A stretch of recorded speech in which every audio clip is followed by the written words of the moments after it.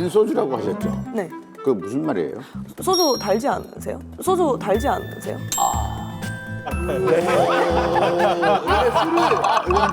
술을 진짜 잘 먹는 사람들이 소주 딱 꺾으면 야 오늘 술이 달다. 이렇게 얘기하는데. 소주의 단맛 굉장히 진한. 맞아요. 소주 달지 않아? 단데 약간?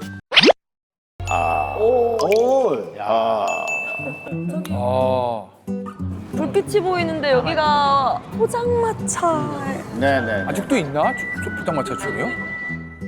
아, 여기가 바로 이제 추억을 부르는 포장마차 거리인데 그냥 포장마차 하면 그냥 머리에 딱 떠오르는 거. 닭똥집. 오뎅? 떡볶이.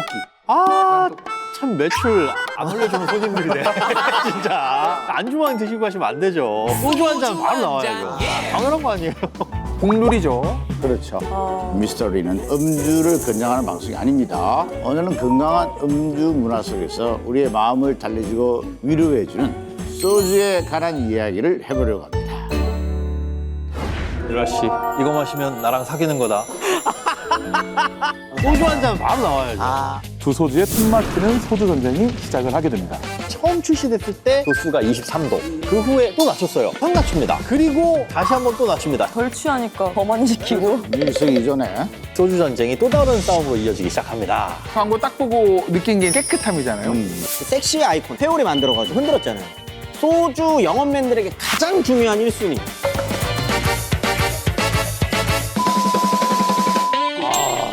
노열층. 좋은 자리를 선점하고 세 번째 칸 중에서 살짝 오른쪽이 중요합니다. 왜 그러냐면 근데 약간 취향은 몰라. 근데 이제 우리가 이렇게까지 사랑하고 좋아하는 소주는 사실 우리나라가 출발은 아닙니다. 아 그래요? 네. 바로 몽골의 기마부대에서부터 출발을 해야 됩니다. 여기 이제 13세기 칭기스칸이 전 세계로 이제 세력을 확 하고 뻗쳐나가잖아요. 땅만 차지한 게 아니라 당연히 새로운 기술들도 움직일 수밖에 없죠. 근데 이때 아랍 문화권에서는 유행하던 기술이 있어요. 그게 연금술이거든요, 연금술. 근데 이제 연금술을 원래 금 만들려고 하는 거잖아요. 근데 금을 만들려고 하다 보니 화학이 발전하고 증류하는 기술을 알아냅니다. 그 안에 이제 발효주를 안에 넣어봐서 이렇게 뭔가를 해봤더니 뭔가 고도수의 도수가 높아졌다. 도수가 높은 뭔가가 있는 거죠. 그거를 이제 몽골이 본 거죠. 몽골 사람들이 이제 먹기 시작을 하니까 본인들이 점령했었던 지역이나 영향을 끼쳤었던 지역들에까지도 이제 전파가 되는 거죠. 자연스럽게. 그렇게 고려에까지 오게 되는 거죠. 왜냐면 이제 부마국이었잖아요. 원나라의 부마국이었다 보니까 이때 고려에 전파되기 시작하면서 한국식 소주도 이때부터 시작하게 되는 거죠. 소주가 진짜 근데 오래된 술이네요. 그럼요. 근데 이제 조선시대까지만 하더라도 소주는 그 양반들의 전유물입니다. 아 그래요? 여기 이제 신용복 선생님 그림인데 옛날 사람들이 진짜 술을 좋아했나 봐요. 소주가요 효율이 그렇게 좋은 술이 아닙니다.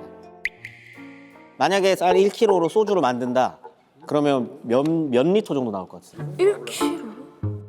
400ml. 400ml 정도 나오는데 이것도 아마 기술이 좋아진 지금에서야 하는 얘기인 거고 예전에는 이것보다 훨씬 더 안 나왔었던 거죠. 근데 조선시대 때 먹고 살 것도 먹고 살 것도 없잖아요. 백성들 같은 경우에는 굉장히 가난했기 때문에 계속적으로 금주령을 내리는 거죠. 그래서 이제 금주령을 왕이 직접 내리거든요. 몇 년 동안 술 먹지 마라. 근데 듣겠습니까? 안 들어요. 그러죠. 안 듣습니다. 말을 안 들어. 흉년이 들기도 하고 이러면 금주령을 풀어줬다가 또 흉년 들면은 또 묶었다가 풀었다가 묶었다가를 이제 반복했었던 거죠. 소주 덕분에 목숨을 구한 사람도 있다고 해요. 패비윤 씨가 질투가 너무 심하다 보니까 이제 성종이 윤 씨를 내쫓냐 마냐 뭐 이렇게 신하들을 불러서 회의를 하려고 했는데 우의정이었던 허종이라는 사람이 술 마시느라 회의에 못 온 겁니다. 끝내 참석을 못 했어요. 그리고 이제 한참 뒤인 1504년에 패비윤 씨 아들 연산군이 갑자사화를 일으킵니다. 그때 우리 어머니 내쫓았던 것들 다 나와. 피해 숙청을 하기 시작하는데 이때 이제 술 먹고 참석 못 했다. 대박이다. 넌 빠져. 니네 집안 빠져. 중국 사료에도 보면 유독 술을 좋아한다는 얘기가 많아요. 술 좋아하고 그다음에 춤추고 노래하고 그거 있어. 자희자양이라고 합니다. 스스로 기뻐하고 스스로 양조하고. 근데 문제가 뭐냐? 여성들에게선 굉장히 엄격했어요. 그래서 여성들은 그냥 받아서 잔으로 마시기보다는 젓가락으로 찍어 먹었다. 그거 완전히 가는 건데. 아, 맞습니다. 네, 그러다가 그거 완전히 가는 거예요. 찍어 먹다가 너무 맛있어서 일어나지 못하고 주저앉아 버린 것에서 유래한 것이 앉은뱅이술. 이렇게 만든 발효주를 직접 증류한 것이 우리나라의 전통 소주다. 이렇게 좀 말씀드릴 수 있을 것 같아요. 근데 실제로 얼마 전까지만 해도 어르신들의 소주가 약이지. 약이에요. 예. 감기 걸리면 야, 고춧가루. 소주에다 고춧가루 타서 한번 마셔. 뭐. 그냥 마셔. 실제로 조선시대 백화사전 지복 요소를 보면은 소주에 고추를 타서 먹는 그런 문화가 있었고, 진짜요? 네, 주막에서 그렇게 팔기도 했었습니다. 다만 현대 의학적인 관점에서 보면은 실은 약효 효과는 없다. 그래서 약간 단소주 파긴 한데 매운 걸 좋아해서 한번 먹어보긴 했는데 약간 알싸한 소주 맛이더라고요. 나쁘지 않아요. 진짜로. 지금 단소주라고 하셨죠? 네.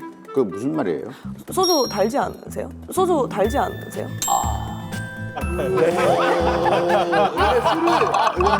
술을 진짜 잘 먹는 사람들이 소주 딱 꺾으면 야 오늘 술이 달다. 이렇게 얘기하는데. 소주의 단맛 굉장히 진한. 맞아요. 소주 달지 않아요? 단데 약간? 이렇게 힘들 때마다 소주가 더 달게 느껴진다 이렇게 얘기하시잖아요. 사실 그게 또 일리가 있는 말입니다. 그 힘들 때 소주를 드시면 이게 보상 심리 때문에 도파민의 변화의 폭이 굉장히 커져요. 한마디로 도파민이 더 많이 나온다는 그런 느낌이 드는 거예요. 결국 이제 인생을 쓰고 술은 달다 이런 말들이 다 이유가 있다. 그래서 한국의 소주 같은 경우에는 기본적으로 무색, 무취잖아요.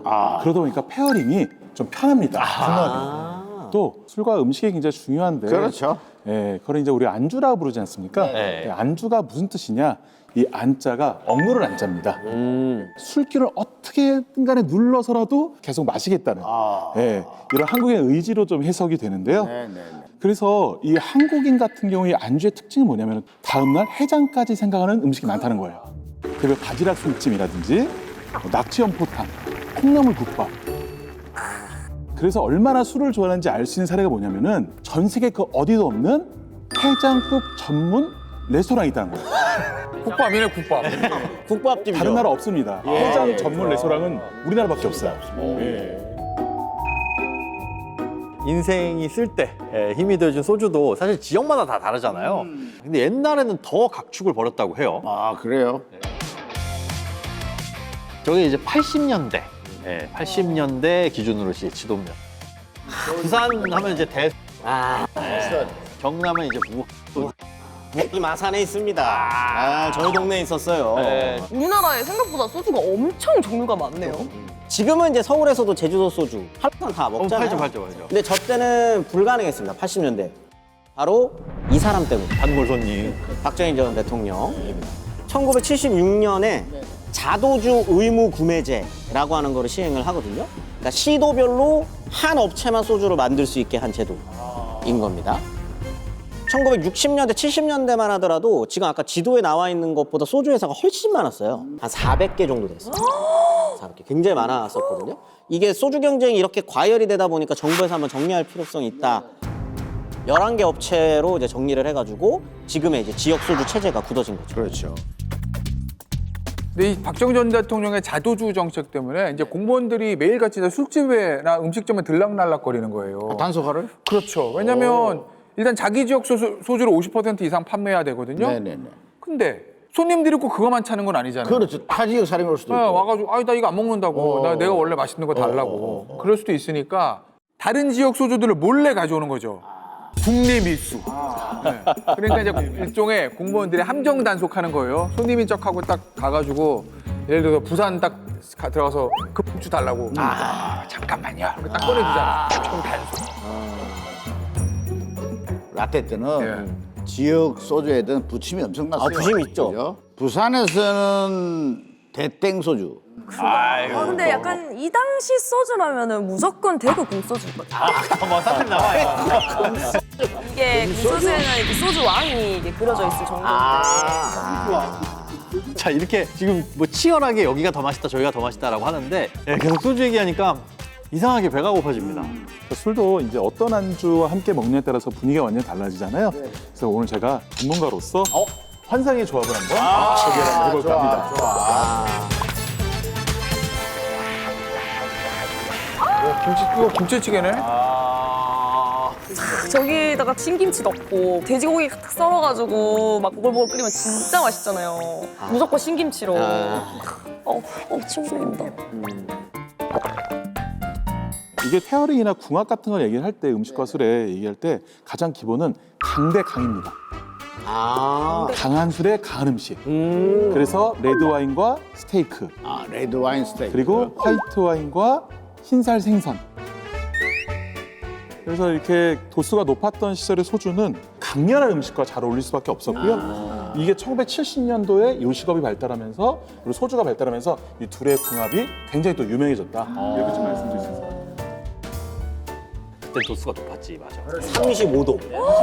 35에서부터 조금씩 떨어지기 시작. 그걸 떨어지겠어. 빨간 뚜껑. 네.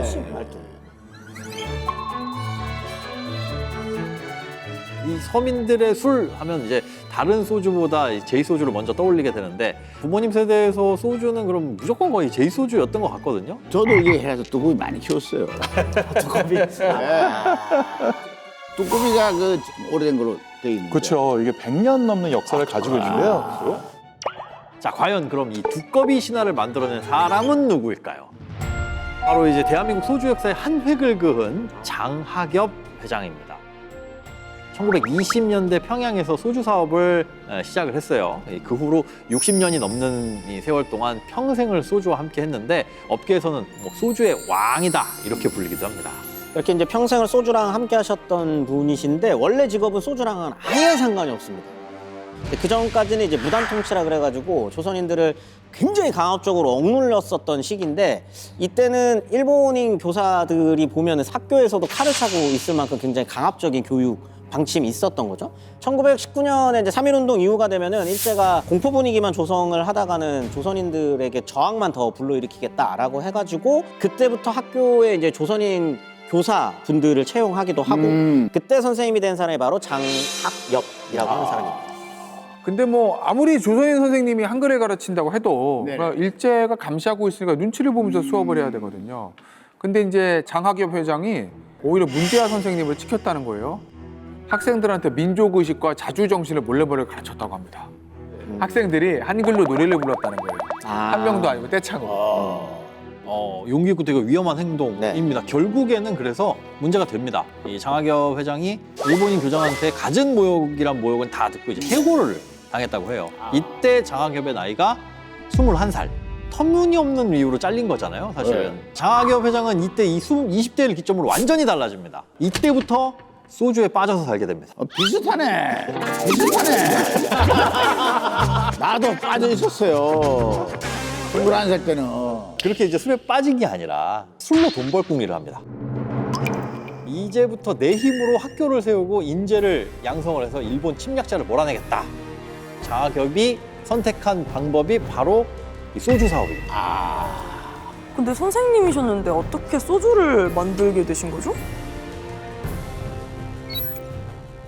장학엽 회장은 소주 맛의 차별화를 위해서 굉장히 많은 시도를 했다고 하는데요. 그때 장학엽 회장의 눈에 들어온 것이 흑국이라는 곡식인데요. 일본식 검은균을 배양한 곡식입니다. 쌉쌀한 그 소주 특유의 맛이 이 흑국 소주로부터 시작이 됐다고 합니다. 장학엽 회장님이 만들어낸 게 있어요. 주당인 애주가 분들이 자주 하시는 말씀이 뭐죠? 건배? 또 뭐가 있을까요? 나 안 취했어. 2차 가자. 또 뭐가 있을까요? 한 명 더? 맞아, 한 병 더. 한 병 더. 네. 그 병을 만들어낸 거예요. 그러니까 그 전까지는 소주도 말이나 돼 이렇게 판매를 했던 거예요. 당시 이제 소주 한 말은 지금 마신 소주의 50병 정도인 18리터가 들어갔거든요. 그러다 보니까 많이 살 수밖에 없었던 그런 상황이었는데 되게 불편했겠어요. 맞습니다. 그래서 유리병을 도입을 하게 된 겁니다. 그때. 네, 거의 뭐 국내 최초로 도입을 했다 얘기하고요. 그러다 보니까 엄청나게 인기를 얻게 됐다. 근데 그 기쁨도 오래가지 못합니다. 이게 이제 1950년 6월 25일 날 발발했었던 6.25 전쟁 사진인데 결국은 장학엽도 모든 재산을 두고 부산으로 내려올 수밖에 없었던 거죠. 그러니까 가족들과도 뿔뿔이 흩어지고 돈도 한 푼 없이 내려오다 보니까 작포자기할 수밖에 없었던 상황이었는데 이때 장학엽이 시장 진열대에서 곱게 놓인 소주 한 병을 봤대요. 소주 뒤에 후광이 쫙 켜지면서 다시 한번 마음을 다잡았다는 거죠. 결국엔 소주만이 답이다 라고 생각을 하게 되셨다고 합니다. 그래서 이제 그 길로 바로 부산에 있는 소주 회사인 동화양조를 찾아가요. 사장한테 여기서 일하게 해달라 이렇게 부탁을 하는 거죠. 그러면서 이제 다시 소주를 만들게 된 거예요. 그러니까 어쨌든 이 장학엽의 독보적인 기술력으로 새로운 소주를 만드는데 이게 초대박을 칩니다. 전쟁 중에 이 사람이 만든 소주가 얼마나 인기 있었냐면 이 동화양조가 원래 빚더미였거든요. 네네. 그런데 이걸로 인해서 부산의 최고 양조장으로 올라선다는 거예요. 그럼 저 보너스 좀 많이 받았겠는데 회사 실적으로 올랐기 때문에. 일은 많이 했어요. 그런데 생활비조차 못 받았다는 거예요. 그러니까 일종의 노동 착취인 거예요. 사장이 돈 안 주려고 맨날 도망 다녔대요.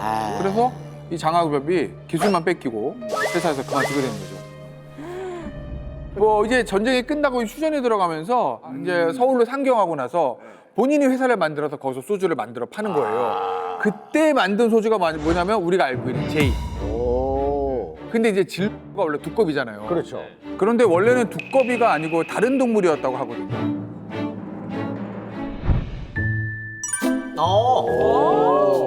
원숭이 소주?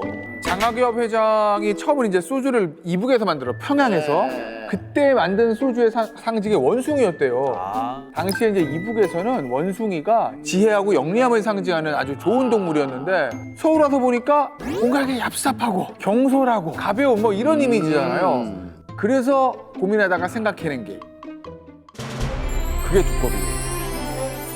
건강한 아들 나면은 떡 두꺼비 같은 아들 뭐 이렇게 얘기하잖아요. 그리고 왜 이제 금괴할 때 금거국, 금국두꺼비. 예. 그러니까 이제 장 회장도 굉장히 그런 좋은 기운을 상징하는 게 두꺼비 아니냐. 아줌마 두꺼비 한 명. 이거 괜찮아요 분위기가. 아줌마 원숭이.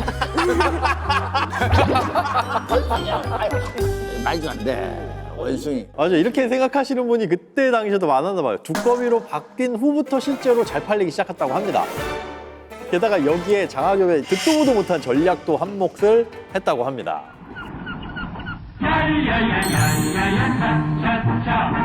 야이야야야. 이거 유명한 광고 아닌가? 예, 유명했죠. 그죠? 예.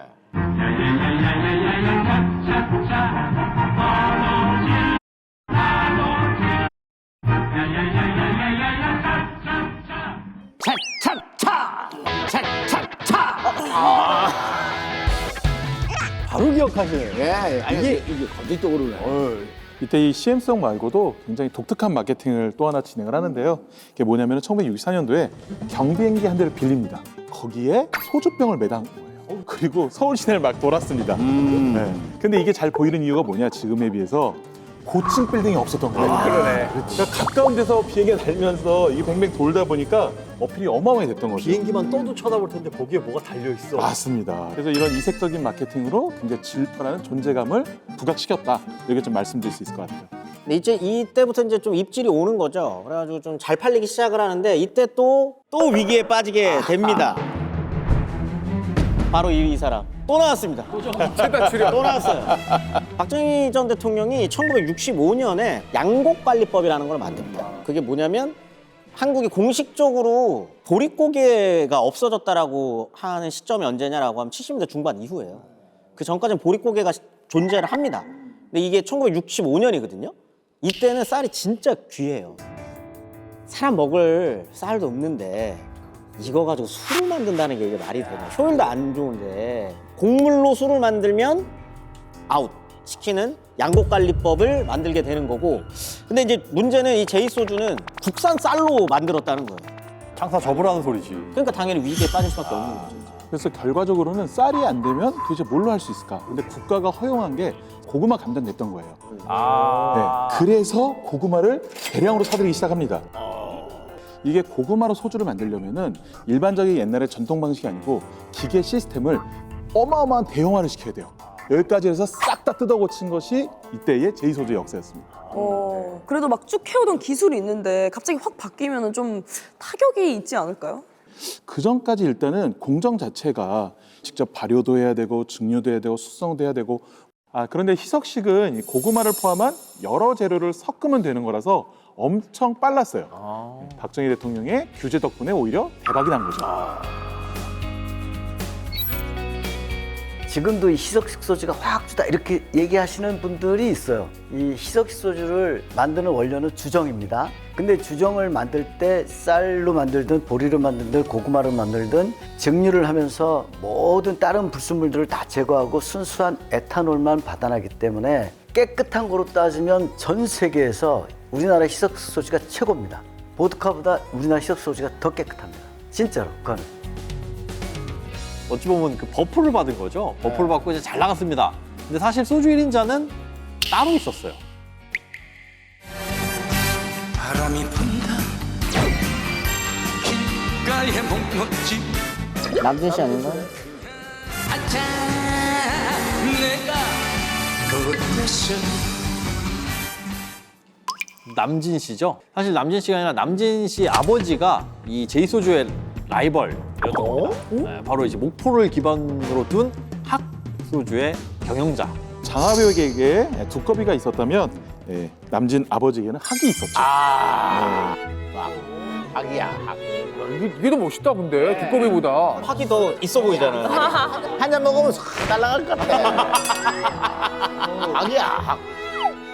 여담인데 남진 씨 아버지가 아들이 가수를 한다는 걸 되게 반대했다는 거예요. 경영 수업 받아야 되는데. 예. 그러니까 어쨌든 아버지 몰래 데뷔를 했는데 이제 그거 어떻게 안 들키겠어요. 전국급 스타가 됐는데 그래서 아버지가 뭐라 그러냐면 너 때려치고 당장 목포 내려가서 소주 회사 맡으라고. 그런데 이제 남진 씨가 안 들었대요 말을. 그래서 끝까지 노래를 해서 지금 저 자리에 올라간 거죠. 만약에 그 당시에 이제 소주 회사 했으면은 뭐 지금 같은 명성과 인기는 못 얻었겠죠 당연히. 그때 만약에 아버지 말 들었다라면 미스터리 기업인으로 만나뵀었을 수도 있겠는데요? 성공. 자, 남진 씨 태어난 몇 년생? 가수를 하려다가 아버지한테 혼나고 혼나서 이제 경영인으로 베트남 전쟁 때 참전했고요. 이러면서. 위기를 맞습니다. 근데 남진 씨가 이제 근무할 뻔했던 아버지가 경영하던 소주 회사는요. 당시에는 우리가 오늘 얘기한 제이 여기가 따라올 수 없을 정도로 소주 업계에서는 독보적이었대요. 사실 이제 학소주가 소주의 제왕이었던 당시에는 제이소주가 이기기는 어려워 보였어요. 그런데 이때 이 장하겹이 제대로 된 승부수를 하나 띄우게 됩니다. 이름하여 왕관 흡작전. 노주현 씨인가? 자, 노주현 씨가 들고 있는 저 오른쪽 손에 이렇게 들고 있는 거 저거 병뚜껑. 병뚜껑입니다. 두꺼비가 그려져 있는 거 갖고 오면 무려 실제 금두꺼비를 주겠다. 이런 이벤트를 벌인 거예요. 기억나네요. 네. 그래서 이제 한때 술집에서는 다들 이제 금두꺼비 받아보려고 어차피 소주 먹을 거 야 여기 운 좋게 두꺼비 나오면 금이 생겼는데 그래서 제이소주를 짝으로 놓고 먹는 사람들도 있었다고 합니다. 이게 금두꺼비 나올 때까지 이제 마시다 보니까 나는 금두꺼비 있나? 당첨되셨을 수도 있겠네요. 모를 수도 있어. 그러니까. 됐는데도 모를 수도 됐는데 있고. 블랙아웃이 되셨어요. 힘이 끊어져가지고 두꺼비. 이 제이소주가 어마어마한 마케팅을 한 거잖아요. 근데 이런 기세에도 학소주가 아무런 타격을 받지 않았어요. 계속 잘 왜요? 나가요. 근데 이 난공불락의 학소주를 뒤흔든 뜻밖의 사건이 하나 벌어집니다. 뭡니까? 한번 소주가 큰 위기를 맞았던 게 소주에 메탄올을 탄다. 이 메탄올 소주 논쟁이 크게 있었는데 사실 나중에 밝혀진 바에 의하면 그 메탄올 소주 조차 화학소주를 카피한 다른 짝퉁 소주였다라고 합니다. 학소주가 이제 겨우 오명에서 벗어나긴 했는데 이제 더 큰 게 옵니다. 이제 탈세. 이거 나오면 뭐 그 당시에 국세청 뜨면 난리 나는 거죠. 근데 이번에는 의혹이 아니고 진짜였다는 거예요. 그러니까 세금을 낸 것처럼 가짜 서류를 만들어가지고 그래서 이제 학소주는 결국 역사 속으로 사라지게 되는 거죠. 학소주의 이제 폐업 이후에 제이소주가 명실상부 소주업계의 강자가 되기는 했는데 여기에 날개를 또 달아주는 사람이 있습니다. 또 나왔어요. 위기도 만들어주고 날개도 달아주고. 예. 자주 나오시네요. 이 박정희 정권에서 자도주 정책을 시행했다고 아까 네. 말씀을 드렸었잖아요. 이제 생각을 해보세요. 이 정책으로 가장 혜택을 많이 본 도시는 어디겠어요? 시도. 서울. 서울이죠. 수도권이겠죠? 근데 이 수도권을 누가 가져가냐? 제이소주. 이때는 이제 또 사람들이 서울로 막 몰려들 때거든요. 이촌 향도니 그다음에 산업화가 막 되는 과정에서 농촌 경제 붕괴되고 이러면서 서울로 엄청 몰리다 보니까 서울에서 자두 소주를 갖고 있는 회사는 논하는 거죠. 그러네. 막강한 권력을 누리게 되는 거예요. 결과적으로 1970년대 이 제2소주는 전국 1위라는 이제 막강한 소주 제국을 이루게 되고요. 그러면서 이 장화벽은 1975년부터 점차 경영 일선에서 물러나게 됩니다. 자, 그렇다면 이 장학엽 회장의 뒤를 이을 소주의 왕은 누구냐? 바로 장학엽의 차남 장진호 회장입니다. 그런데 1988년부터 2003년까지 장진호 회장이 경영을 맡은 이 시기를 제2소주 회사의 암흑기라고 부릅니다. 잘 나갔는데 왜 갑자기 또 무슨 일이 일어났어요? 우선은 이제 제2소주의 왕좌의 난 이게 이제 피바람이 불었거든요. 원래 이제 장학엽의 뒤를 이어가지고 장진호가 바로 회장이 된 건 아니었어요. 장학엽 회장의 동생의 아들, 그러니까 장학엽의 조카인 장이경이라는 사람의 경영권을 맡게 되는 거예요. 그러면 저 장진호 회장은 뭐라고 있었나? 가만히 있었어 그냥? 이게 이제 장진호 회장이 그러니까 아버지인 장학엽 회장이 50대에 낳은 늦둥이에요. 어려요. 그러니까 장학엽이 일선에서 물러날 때 장진호가 몇 살이었냐면 23. 그러면 회사를 경영한 게 좀 어리죠. 근데 이제 문제는 장진호가 30대가 됐어요. 근데 아직도 사촌형이 경영권을 갖고 있어요. 왜 형이 하지? 사촌형이 그것도? 이런 불만이 좀 쌓여갔던 거죠. 그렇게 1988년 봄 제2소주의 주주총회에서 사건이 일어납니다. 주주총회에서요? 주주총회에서. 사회를 보던 사람이 당시에 사장이자 장진호의 사촌형. 그런데 이 사촌형이 갑자기 의사봉을 집어 던지고 나가버려요. 왜요? 자기 편인 사람들을 이사진으로 앉히려고 했는데 다수의 임원들이 반대를 해가지고 화가 나버린 거죠. 그 다음에 이제 드라마처럼 누군가 우르르 들어옵니다. 장진호 쪽 사람들. 분위기가 뭔가 묘한데요? 뭔가 약간 그 반란의 향기가 살짝. 반란의 향기. 그런데 이 모든 상황을 사실은 밖에서 전화로 조종했던 사람이 있다고 합니다. 밖에서요? 이래라 저래라? 그때 당시에 그 모 정치인이 거기에 개입이 되는데 창업 회장이 돌아가시면서 둘째 아들은 장진호한테 경영권을 찾아주도록 해주라 이런 유언을 남겼다고 하고 사촌형인 장익용 회장이 그룹을 맡아서 하는데 그 엎는 과정에 정치인도 개입되고 조폭도 개입되고 막 이러는데 장진호 회장이 24% 정도의 주식이 있었고 오 정치인은 31%를 그때 돈 한 400억을 두고 주식을 사 모았다 그래요. 그러니까 합치면 55%가 되니까 사촌을 장익용 회장을 몰아내게 되지. 거의 드라마보다 더 살벌한 얘긴데. 근데 여기서 끝난 게 아닙니다. 1990년에 한 번 더 벌어집니다. 왕자의 날이. 장진호 말고 이 형이 있는데 이복형입니다. 이러면 또 결승을 해야지. 그래서 장진호 회장이 꺼낸 카드가 뭐냐면 이복형을 명예회장짜리를 주기는 해요. 주기는 해. 네, 자리에 앉혀준 거죠. 사실 뭐 명예회장이 한 일이 뭐가 있겠어요. 아무것도 하지 말라. 결국은 2차 왕자의 날에서 이제 이복형까지 내치게 됩니다. 살벌하다. 약간 권력 싸움을 실제로 들으니까 약간 무섭네요. 원래 실제가 더 드라마잖아요. 그렇죠. 원래 권력의 중심 장진호 회장님은 어떤 분이셨을까요? 뭐 소문인데 뭐 성격이 되게 화끈했다 뭐 이런 얘기들이 좀 있죠. 이게 소주회사 총수잖아요. 술을 잘 마셨을까요? 못 마셨을까요? 약간 술톤인데? 술이지 않아요? 술 잘 드실 것 같긴 해. 그러니까 일단 주량이 소주 2병에 위스키 1병을 거뜬히 마시게. 근데 퇴근길에 포장마차에서 직원들은 술 마시고 있으면 그냥 들어간대요, 불쑥. 그래서 직원들과 허물 없이 지냈다. 직원들은 이제 장진호 회장을 어떻게 생각했을까?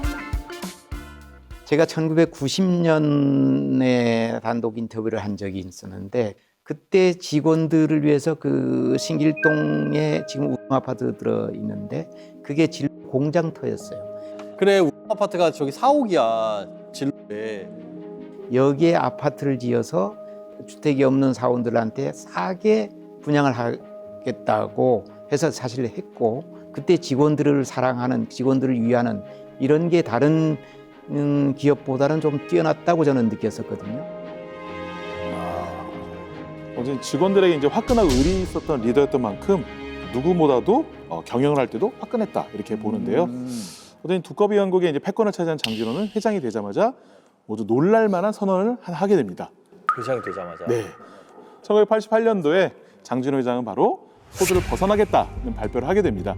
아니 그 아버지가 그 소주에서 잘 키워놨는데 소주를 줄이고 뭐 다른 사업을 한다는 게 이게 좀 이게 이제까지 우리 아버지 때 왜 이렇게 잘 나갔을까 생각해 보면 박정희 전 대통령의 도움이 있었던 거는. 근데 정권이 바뀌었어요. 이 이제 자도주 정책이 자기들의 성장하는데 보호막이 됐는데 만약에 그 규제가 철폐된다고 하면 그래서 아마 불안해하지 않았을까 그런 생각이 좀 들어요. 더군다나 이제 L그룹 신격호 회장하고 S사 이건희 회장 이 사람들이 장진호 회장을 불안하게 했던 거예요. 삼성그룹가 주류 시장에 들어온데 이런 소문이 있었던 거예요. 근데 생각해보면 상당 안 되죠, 제 입장에서는. 그래서 좀 불안했대요. 자, 장진호의 야심찬 선언, 소주를 벗어나겠다. 이 선언과 함께 제2소주 회사의 세계관이 확장되기 시작합니다. 백화점, 레저, 전선, 약품, 종합식품, 건설, 중공업, 정보통신, 광고기획, 방송국, 맥주. 17개. 왜 13개 아니에요? 17개 안 했어. 너무 차이가 많이 나는데요? 잠깐만. 어떻게 4개가 차이 나지? 이걸 다 했단 말이에요? 자, 실제로 제2그룹은 9개였던 계열사를 24개까지 늘립니다. 자, 야심차게 출발한 장진호의 원대한 꿈, 그 결과는 어땠을까요? 폭망 아니야, 폭망? 대성공입니다. 대성공이에요. 장진호가 취임하기 직전인 1987년까지만 하더라도 재계순위 30위였거든요. 그런데 92년에는 19위까지 수직 상승합니다. 장진호 회장이 약간 그 성경짐이 좀 있었던 것 같은데 뭐 어떻게 결과가 어떻게 됐을까요? 92년에 이제 재계 19위까지 피크 찍었을 때는 계속 잘 되는 사업이면 더 승승장구를 했겠죠. 근데 97년 가장 골치덩이였었던 게 있습니다. 이때 맥주입니다. 맥주? 카 맥주. 네. 카 맥주. 소주를 만들었던 주류 회사였으니까 맥주 사업도 잘했을 것 같은데? 왜? 소명이 있는데? 네. 근데 이때 카맥주의 발목을 잡은 사람들이 따로 있습니다. 한석규, 최수종 씨네? 1990년대에 최수종, 한석규 같은 탑 배우를 모델로 기용하면서 국민 맥주라고 불렸었던 맥주는 하. 하. 당시에 또 다른 또 맥주 업체에서 낙동강 페놀 유출 사건이 생깁니다. 92년인가 3년이 있었을 네. 때. 이때 하 맥주가 썼던 마케팅 방식이 뭐냐면 깨끗하다였어. 아, 기억났다. 카피. 네. 깨끗한 맥주. 네. 그러다 보니까 이게 또 더 각광받았었던 거죠. 근데 이 와중에 카 맥주를 이제 만들기 시작한 거거든요. 게임이 안 되죠. 게다가 이제 맥주를 만들기 위해서는 이제 초기 투자 비용도 엄청 높거든요. 비싼 기계가 필요하다 보니까 돈을 또 엄청 쓰게 됩니다. 결과적으로 마케팅적으로는 말씀하신 대로 성공한 부분이 있는데 네. 기업 경영 입장에서는 실패를 한 사례가 된 거죠.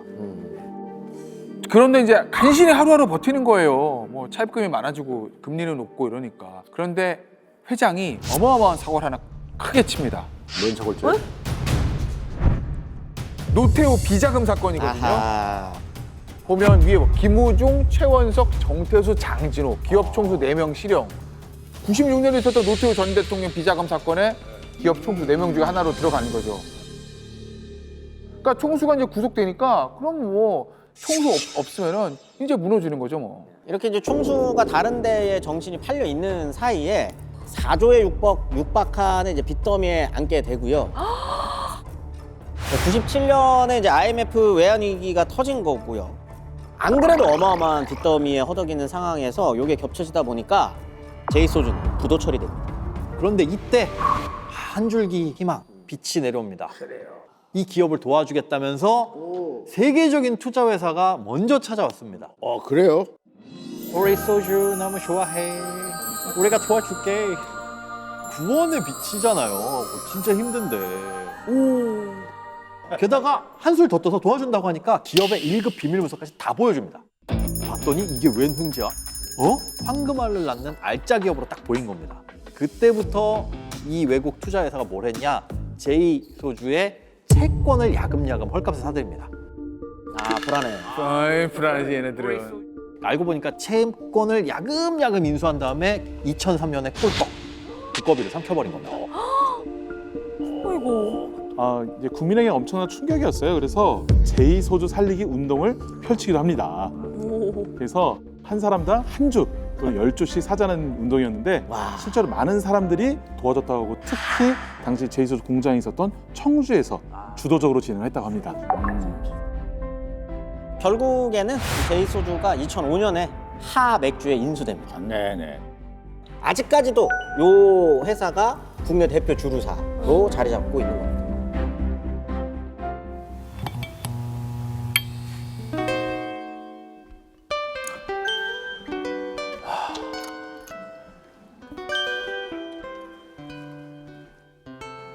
유라 씨, 이거 마시면 나랑 사귀는 거다. 나랑 사귀는 거다.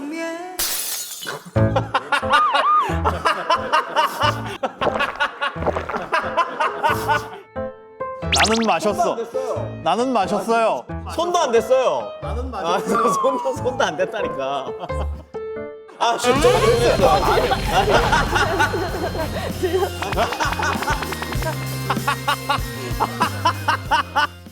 나는 그냥 따라해 본 거예요. 정우성 씨, 그 유명한 그 알죠, 모습 있잖아요. 알죠. 네. 근데 이 명장면이 연출된 곳이 어디냐? 바로 이 추억의 포장마차입니다. 90년대만 하더라도 정말 부담 없이 갈 수 있었던 소주 하나 시키고 잔치국수 또 오뎅 국물 그냥 2,000원이나 3,000원에 소주의 안주까지 해결할 수 있었던 그런 시대였죠. 근데 톱스타 커플이었었던 신성일 씨랑 엄앵란 씨도 팬들을 피해서 데이트를 포장마차에서 즐겼었던 거라고 하더라고요. 예전에는 야구장에도 소주 가져갈 수 있었어요. 예. 아, 마산구장은 필수예요. 예. 팩소주. 예. 예? 90년대는 안 그랬는데 80년대에는 게임 지면 팩 소주 날라다니고 병 날라다니고 난리도 아니에요. 그리고 나서 이제 소주 반입 불가라는 게 생기고 경기장의 정문 앞에 뭐 소주병 보관함 이런 것도 좀 생겼다고 하고 그리고 담치기 아세요? 담치기? 알죠. 원래 담치기 하면 이제 담 넘는 거 이렇게 얘기하는데 끈에다가 소주 달아가지고 몰래 이제 담을 넘겨서 전달해주는. 아, 이 소주 사랑. 야. 유라 씨는 평소에 소주 주량이 어떻게 되십니까? 얼마나 빨리 마시냐, 천천히 마시냐에 좀 다른 것 같은데. 우와. 왜요? 어쩐지. 감자탕도 너무 맛있고 맛있는 게 너무 많죠, 소주는. 여자들은 맥주에 소주 안주로 맥주. 소맥. 술 먹고 맥주 한 잔 자. 아, 저 진짜 돈 없는 대학원 생활할 때는 물에다가 먹었어요. 소주를요? 소주 먹고 물 마시면은 깔끔해요. 되게 깔끔합니다. 그렇죠. 그렇죠, 되게 그렇죠. 깔끔합니다. 아니면은 그 사탕 하나 나눠놓고 소주. 언제 생각을 하세요? 소주 한 잔? 지금. 아니에요. 방송 도중에 술 생각하시려면 저 같은 경우는 이제 모든 일이 끝났을 때 아주 성취감 속에서 딱 한잔하는 거예요. 왜 이렇게 깊은 있게 얘기를 해? 딱히 그렇게까지 기쁨 있는 얘기는 아닌데 뭘 그렇게까지. 이경규 선생님께서 이렇게 얘기하실 줄 알고 저희가 이경규 선생님의 술 친구를 잠깐만. 이경규 선생님의 이거 사생활이야. 제가 한 게 아니에요. 제작진이 준비하신 겁니다. 직접 만나고 오셨답니다. 네. 말 잘못하게 좀 해봐라. 저는 이제 이경규 형님의 마지막 남은 큐라인이고 유일한 술 친구입니다. 한 달에 한 두세 번씩은 자리를 꼭 하는 것 같아요. 오후 4시쯤 되면 부릅니다. 뭐하니? 그러면 제가 기다리고 있었습니다. 오거라. 그래서 용산에 가서 착착. 그리고 이제 뭐 한 저녁 한 6시쯤 시작하면은 10시면 또 딱 끝나요. 그래서 깔끔하시네. 좋네. 깔끔. 저게 진짜 제일 좋은 건데. 네. 그래서 한 3시간 소주 마시고 형님이 제가 택시까지 타는 걸 보고 형님은 들어가십니다. 걸어서 1분입니다. 경장님 집에서. 우리 집까지는 이제 택시로 1시간 걸립니다. 택시비 내주세요? 내주시겠지? 안 내주시네. 안 내주신다고요? 그냥 술값을 내죠. 아, 술값을?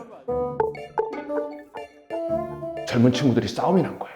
연예인들은 그럴 때 자리를 피하거나 그러거든요. 가버리거나. 근데 경경님이 중세들 나 여기 있는 거 알았어 몰랐어? 그러니까 걔들이 알았다고. 형님 술값 낼 테니까 싸우지 말고 맛있게 먹어. 오, 이야. 나 멋있다. 공연이 멋있다. 그래놓고 이제 저한테 와가지고 윤서가 나가자. 지금 빨리 내자. 술을 엄청 벌 것 같아 애들이.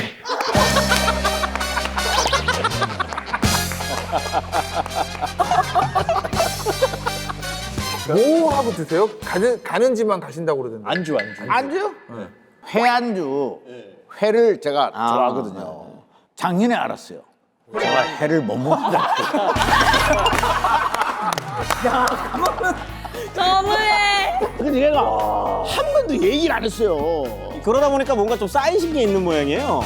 왜냐면 영상 그 메시지를 남기셨다고 합니다. 마지막으로 중요하게 하고 싶은 말이 있으시다고 합니다. 형님, 이 초라한 저에게 카메라를 3대나 보내주셔서 감사합니다. 이런 대접 처음이에요, 형님. 가장 오랜 기간 동안 변함없이 불러주신 분이 형님이고, 그리고 저도 사실은 형님의 연락을 항상 기다리고 있어요. 우리 저기 형님하고 저하고 한 30년 같이 술 먹었는데 또 앞으로 한 30년 더 먹어요, 형님.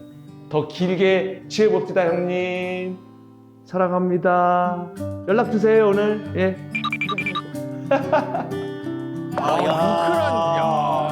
다음 한잔 하자.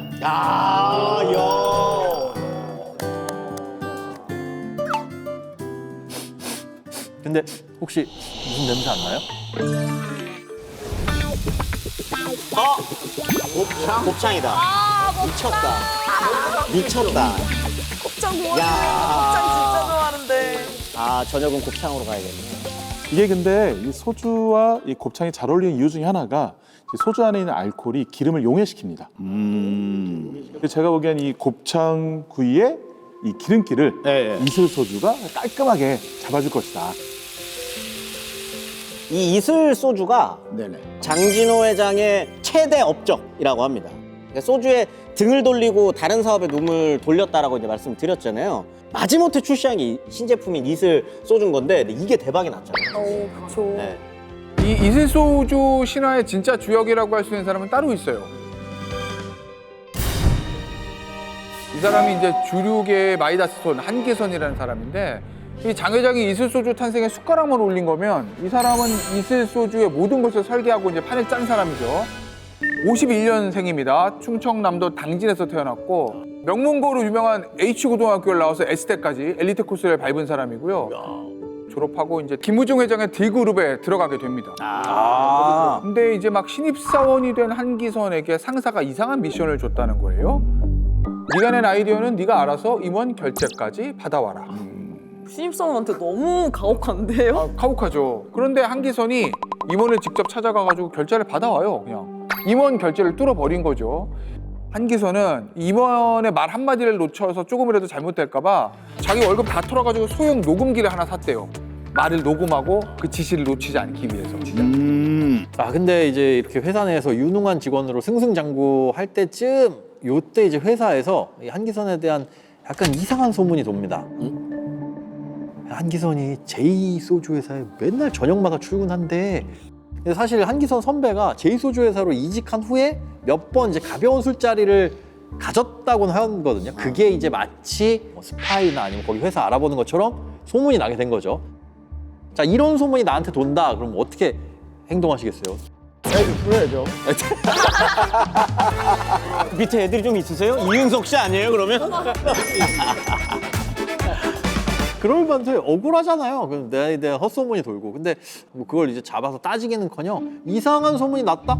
났네? 그래? 그럼 이참에 안녕. 진짜 이직을 해버린 겁니다.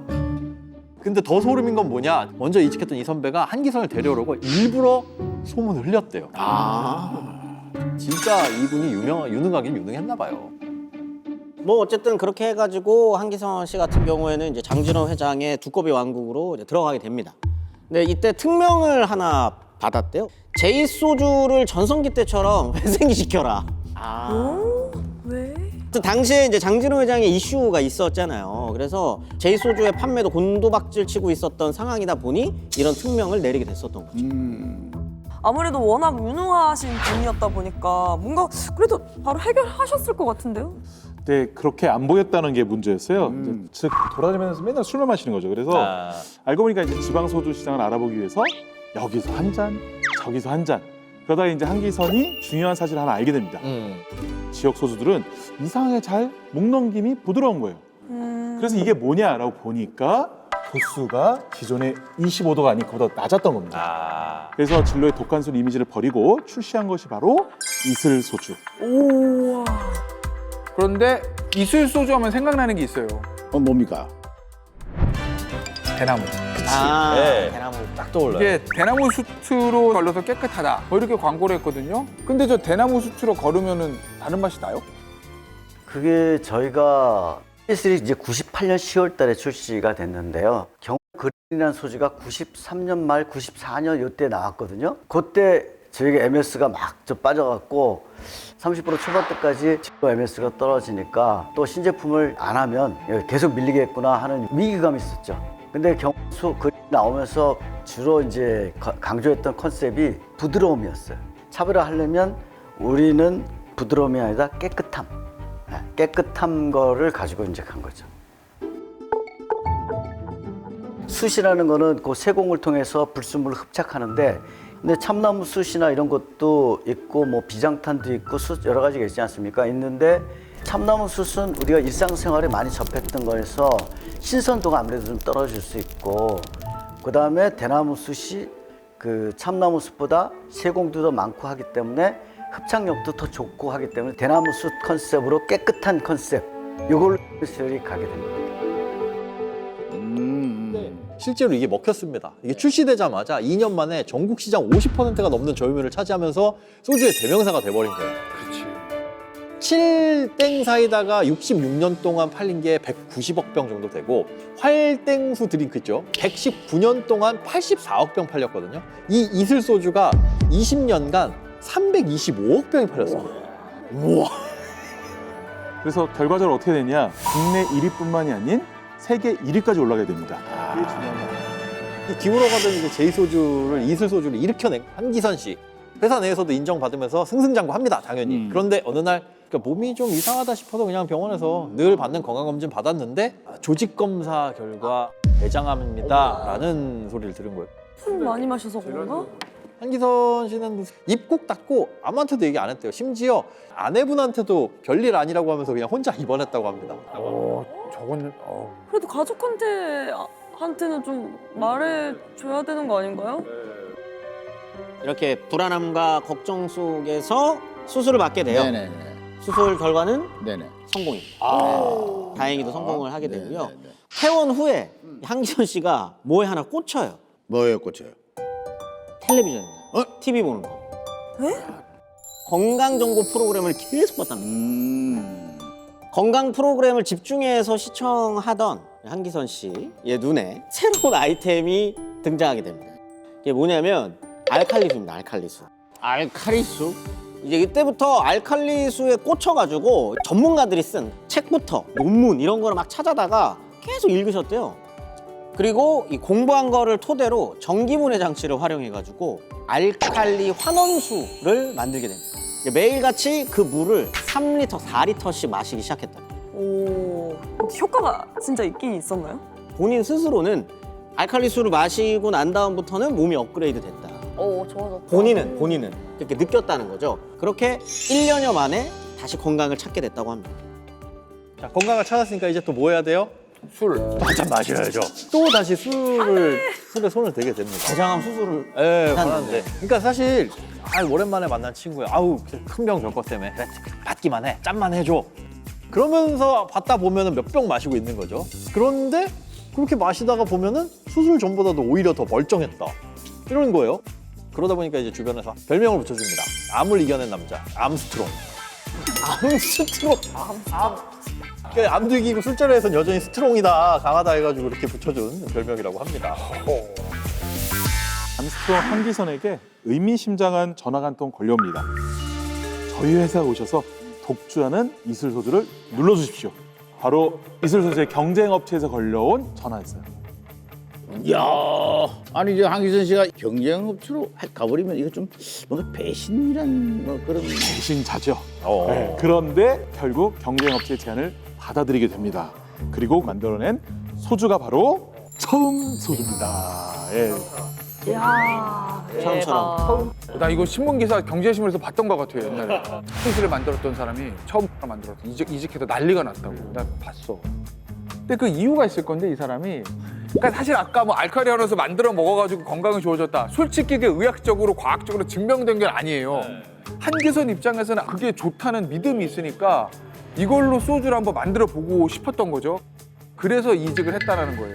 그래서 새 회사에 출근하자마자 직원들한테만 알칼리 환원수. 이거만 100만 번 하는 거야 그냥 얘기를. 그래서 결국 외국에서 알칼리수 만드는 비싼 기계를 사와요. 밤새 이제 시제품을 만들어요. 그러면 이슬하고 비교하는 거예요. 나은 게 없으면 폐기. 또 폐기. 한 수십 번 하다가 결국 처음 요 소주가 탄생했다는 거예요.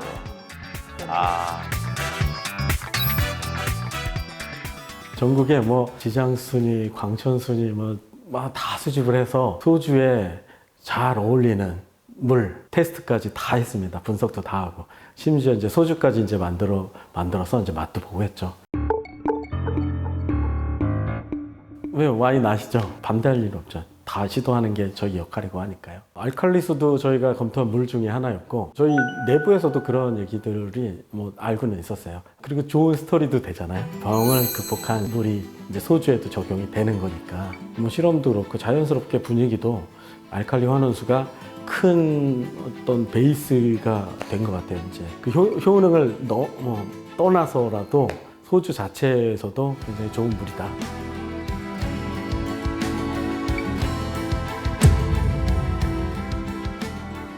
처음 소주 저는 자주 마시거든요. 처음 소주에 어울리는 안주가 따로 있나요?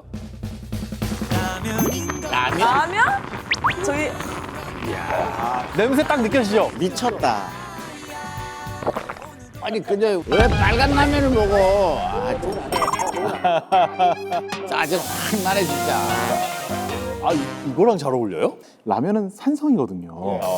근데 소주에 알칼리 환원수가 들어가면은 알칼리와 산성이 만나서 밸런스가 좋다라는 마케팅이 있었고요. 그리고 그 알칼리 환원수 말고도 기존 소주와 다른 점이 있었어요.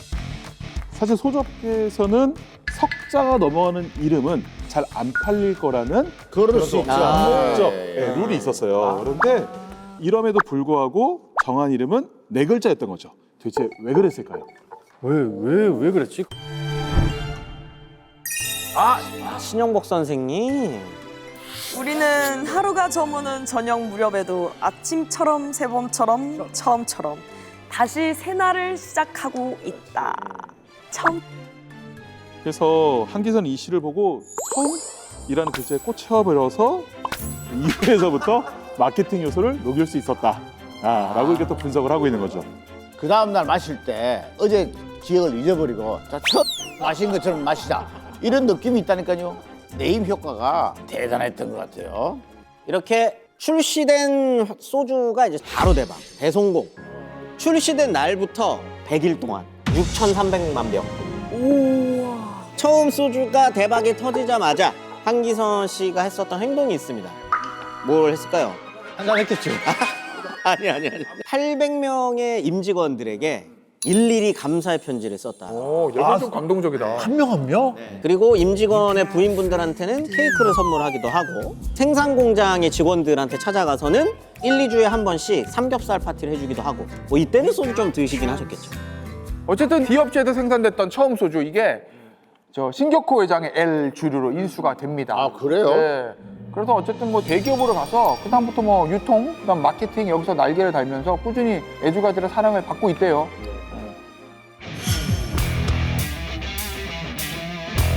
우리들이 이제 술집이나 식당 가서 소주를 시키면 이 소주 주세요 하면은 보통 사장님이 뭐라고 말씀하시나요? 뭐 어디 소주요? 어떤 거? 이슬 드릴까요? 처음 드릴까요? 맞아요, 맞습니다. 1998년도에 이슬 소주가 출시된 다음에 식당에서는 소주 주세요 가면은 무조건 이슬 소주를 줬는데 2006년에 처음 소주가 출시가 된 3개월 이후에 상황이 달라졌다는 거죠. 처음 드릴까요? 이슬 드릴까요? 이슬 드릴까요? 네, 이렇게 그 소주에 또 숨막히는 소주 전쟁이 시작을 하게 됩니다. 자, 퀴즈입니다. 23, 16. 자, 여기 써 있는 이 병에 써 있는 숫자. 호수. 오! 감이 좋아요. 16도. 16도. 아, 감이 좋아요. 그렇죠. 옛날에 이슬이 처음 출시됐을 때 도수가 23도. 기존에 있던 소주보다 이제 2도를 더 낮춘 거였고, 그 후에 처음 소주가 20도로 확 낮춥니다. 이슬 쪽에서 다시 한번 또 낮춥니다. 19.8로 낮춰요. 그러니까 또 처음에서 19로 낮춰요. 이 또 이슬이 17로 낮춰요. 계속 이렇게 낮추다가 처음 소주가 16.9까지 또 내려치게 됩니다. 이게 20도가 무너졌을 때 실제로 그런 얘기 있었어요. 이거 19도로 내려갔으니 이건 소주가 아니야. 물이지 물. 현재는 16도 동일한 도수로 판매하고 있고요. 아이러니하게도 기업들은 이제 소수점 단위의 도수 경쟁을 하고 있는데 대부분의 소비자들이 맛 차이를 실은 구분하기 어렵습니다. 어떻게 보면 이 숫자들은 심리전인 셈이고요. 중요한 게 뭐냐면은 1도 내려갈 때마다 6원씩 절감이 됩니다. 물을 더 많이 타니까. 네. 덜 취하니까 또 더 많이 시키고. 그래서 국민 건강도 생각한다고 얘기하는 겸 원가도 낮추는 네, 그런 전략이라고 일석이조네. 네. 그렇다면 소주 영업맨들에게 가장 중요한 1순위 뭘까요? 1순위. 손님. 이모. 맞습니다. 사장님보다 중요한 타깃은 이모님. 이모지. 네. 실제로 영업사원 지침으로도 공약 대상 1호로 이모님과 친분을 쌓는 것, 요게 이제 가장 중요하다라고 하고 교육도 실제로 이렇게 받는다고 하고요. 이모님들이 이게 손님상에 나갈 브랜드를 정할 수 있기 때문에 이게 굉장히 중요할 수밖에 없고, 한 그 이슬 소주의 영업맨은 이모님과 친해지기 위해서 일부러 어머님들이 좋아하는 드라마를 정주행하고 찾아간 다음에 수다도 떨고, 자녀가 있는 분들한테는 야 이거 입시는요 이러면서 이제 상담도 해주기도 하고. 근데 이 소주 영업맨들한테 독특한 습관이 있대요. 그러니까 가게 딱 들어가면 뭐부터 하냐면 그 비료 냉장고 있잖아요. 그것도 보는 거예요. 세 번째 칸. 딱 가장 손 가운데. 닿는데 여기가 제일 좋은 로얄층. 요거에 우리 소주가 있는지 없는지 본다는 거고, 그러면 이제 청소도 해준다는 거예요, 냉장고. 그러면서 이제 좋은 자리를 선점하고 다음날 자기가 가게 가보면 소주 위치가 바뀌어 있는 경우도 있다는 거예요. 왔다 가고 왔다 가고 왔다 가고. 세 번째 칸 중에서 살짝 오른쪽이 중요합니다. 에? 뭐예요? 오른쪽? 예, 왜 그러냐면 오른손잡이가 많기 때문에. 예. 맞네. 예, 하고 오른쪽. 예. 그리고 어쨌든 제일 잘 보이는 변화가 바로 소주 포스터. 오늘 앉은 테이블 옆에 이슬 소주 모델 포스터가 붙어 있는데 처음 소주 포스터 그 위에 또 붙어 있고, 그래서 다음 주에 갔을 땐 또 이슬 소주로 바뀌어져 있고. 네, 이게 제일 치열했다. 그 소주 모델을 보고 소주를 정하는 사람도 많죠. 있죠. 와. 야. 화려하다. 진짜 탑 배우들만 있네. 진짜. 이게 소주 모델 하면은 최고의 아이콘으로 인식이 되기도 하는데, 그래서 연예인분들이 가장 하고 싶은 이제 광고가 소주 광고예요. 아 그래요? 진짜 화장품 거의- 아니고? 네네. 그러니까 화장품도 거의 1, 2위를 다투는데 항상 소주 광고를 1등으로 뽑아요. 의외다. 어쨌든 지금 소주 모델 하면은 이제 여성 모델이 먼저 떠오르지만 90년대 초까지만 하더라도 소주 모델은 대부분 남자였다. 그랬나? 네? 확 바뀌게 된 거죠. 진짜요?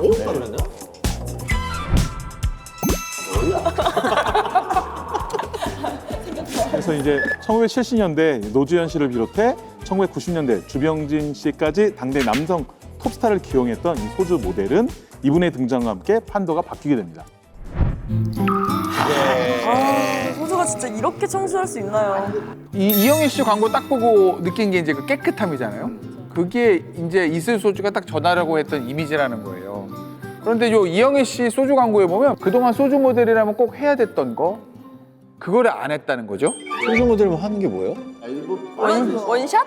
그러니까 원래 이영애 씨가 소주 광고 제의를 거절하려고 했다는 거예요. 왜냐하면 술 마시고 이런 이미지가 아니고 좀 차가고 우아한 이미지인데 그 이미지가 깨질까 봐 걱정을 했다는 거예요. 그래서 이영애 씨가 조건을 걸었어요. 촬영 중에서 소주병 잡지 않는다. 그래서 소주를 잡지 않고 광고 촬영을 한 건 이영희 씨가 유일하대요. 아, 진짜. 그러니까 요 소주를 이렇게 딱 가리면 이게 화장품 광고인지 무슨 그런지 뭘 알 수가 없어요. 네, 이렇게 이영희 씨 덕분에 이미지 마케팅에 성공을 한 거죠. 그래서 계속해서 약간 우아하고 고급스러운 이미지의 모델을 기용하기 시작했는데 처음 소주에서는 충격적인 반전 모델이 등장. 그렇지. 아 이거 봤어. 와 기억나. 잠깐! 처음 흥분하죠.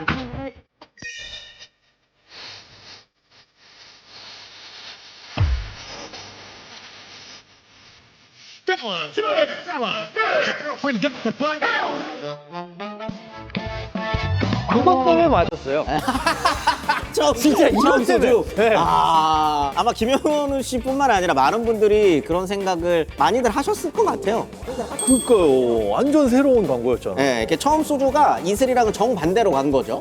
섹시의 아이콘 이효리 씨를 전면에 내세웠었던 거고 파급력이 굉장히 컸습니다.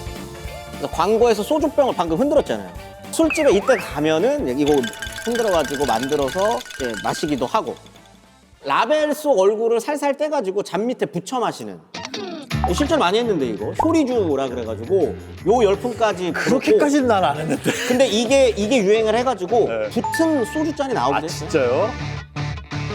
자, 이렇게 과감한 컨셉트가 이어지면서 다 여자 모델들이 주로 쓰여질 것 같았지만 도전장을 내민 사나이가 있습니다. 나 완전히 세대성. 네. 한국을 위하여 This is for Korea. Thank you. 저거를 와. 그때 소주 모델도 아니었고 그냥 퍼포먼스였어요. 근데 이 사건으로 미술 소주의 매출이 치솟은 겁니다. 무려 250억 원 광고 효과를 보게 됐는데 그리고 나서 이제 이때부터 모델이 되게 됐어요. 그리고 그 소주 모델 중에서 누가 가장 인기가 있었느냐를 따지는 또 다른 척도가 하나 더 있습니다. 바로 소주 모델 입간판. 입간판인데 고난을 많이 당할수록 소주도 많이 팔린답니다. 누가 그러면 고난 1위였을까요? 아니면 이효리 씨 아니었을까요? 이효리 씨 아닙니다. 수지 씨? 아이유 입간판 도난 사건. 요게 계속 속출을 하면서 본사에서부터 아이유 씨 그 도난 경계령까지 내려졌다고. 그리고 이제 중국 나라에서 아이유 입간판 판다 뭐 이런 거 올라오는 그러기도 했었다고 해요. 근데 우리 유라 씨도 술 모델을 했다는데. 네. 저는 이제 소주 모델은 아니었고 이제 복분자주 모델을 했었어요. 이야.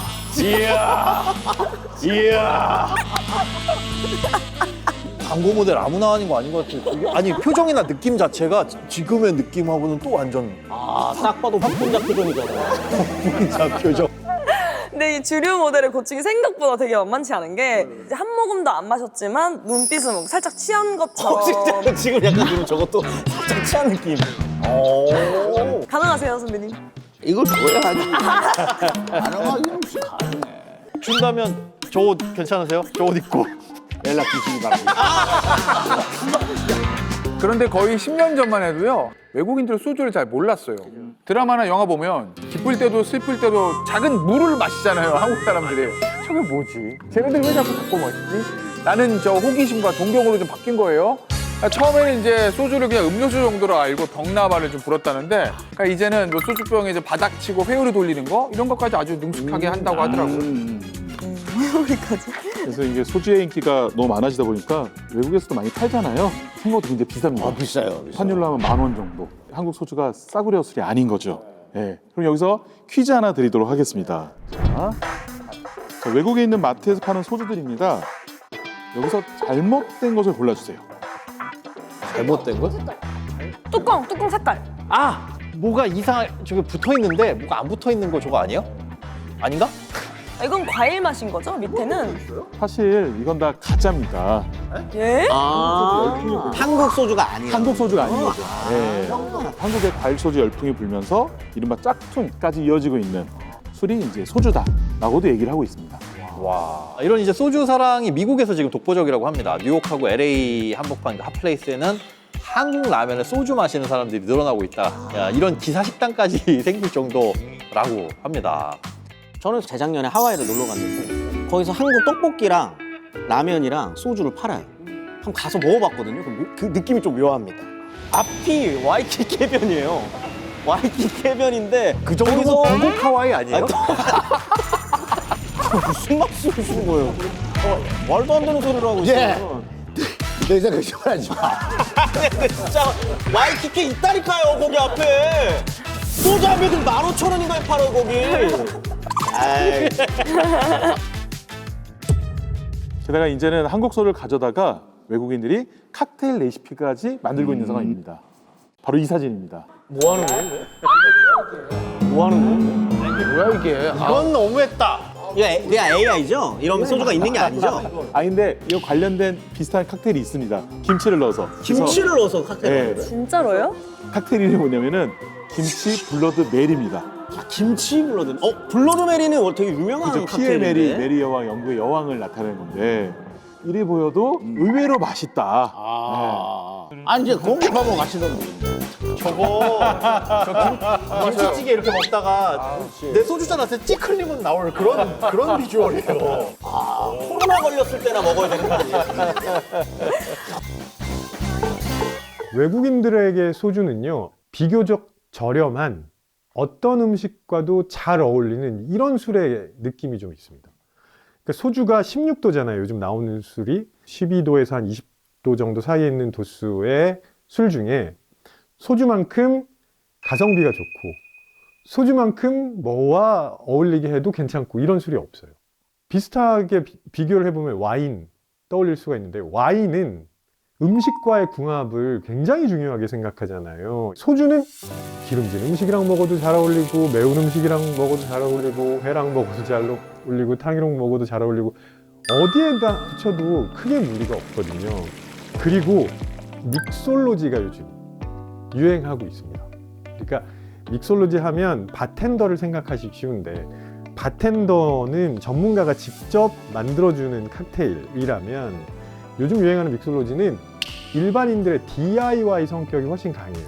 그러니까 내가 원하는 대로 한번 만들어보자 이런 모습들이 많이 나오고 있는데 거기에 소주만큼 잘 쓸 수 있는 술이 없다는 거죠.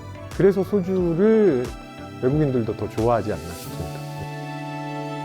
그리고 저희 술자리에 또 빠질 수 없는 게 있잖아요. 유로가 좋아하는 랜덤 게임, 랜덤 게임, 이 랜덤 게임. 소주 한잔 할 땐 친구들이랑 꼭 술 게임 하잖아요. 특히 가수 로제 씨가 쏘아 올린 술 게임이 전 세계적인 트렌드가 됐어요. 사실 아파트라는 단어도 콩글리시잖아요. 그렇죠.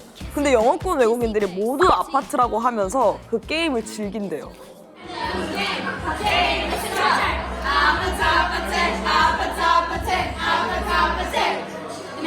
Say your number. 1, 2, 3, 4, 5, 6, 7, 8, 9.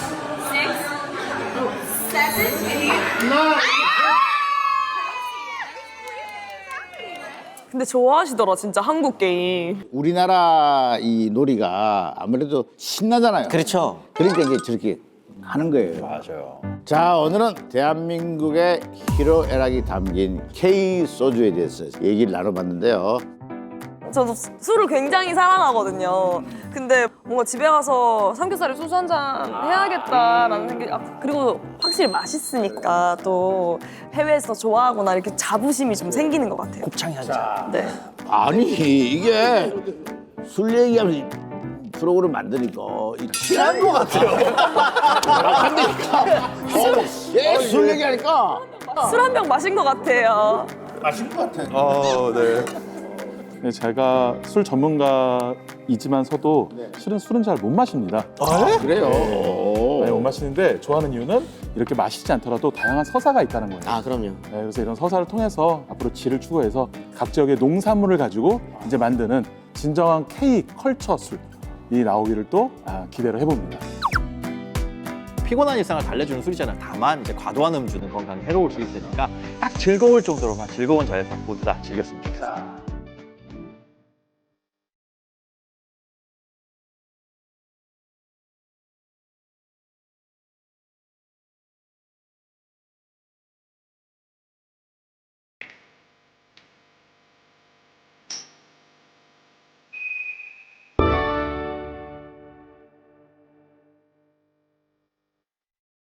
레디 버전.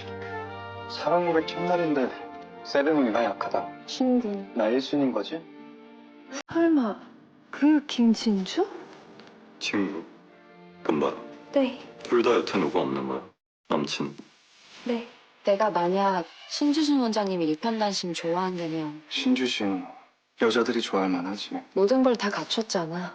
과장님 안녕하세요. 마음의 준비하고 들어. 오늘 만날 수 있어요? 내가 너무 모모 생각을 해서?